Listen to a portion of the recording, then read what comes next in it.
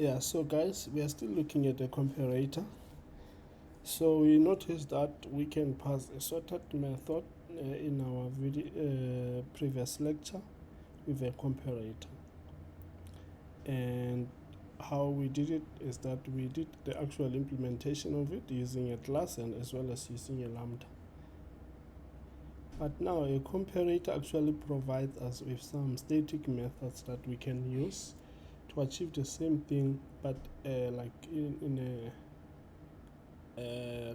a more elegant way. So for instance, if we want to achieve the same results using the static method of a comparator interface, and we want to compare by age, what we can do here, we can say compare by age. So if we run this code, we'll get the same result. As you can see, we get the same result, and that method is called comparing. So if we see here, it asks you for a key extractor, and this key extractor is what is going to be used to do the comparison. So and this method is overloaded. So let's say we were doing comparison by name, and we run it not by age. We run this code. We see we have compared by name, but when the, let's say the name could be, maybe I can come here and say this John, it's capital H. So let's see how it will do this. So you see now that we have differences in cases now. The other one has a higher case, the other one has a lower.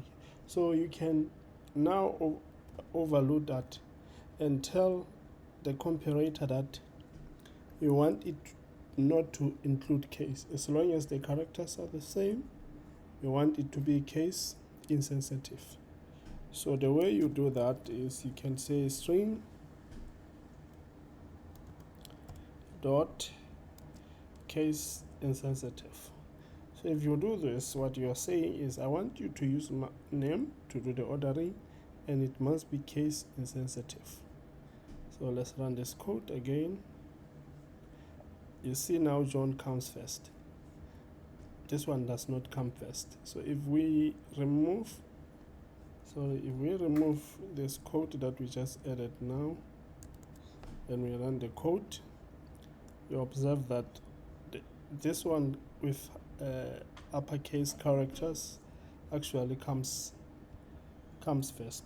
If we go back, the one with uppercase characters comes second.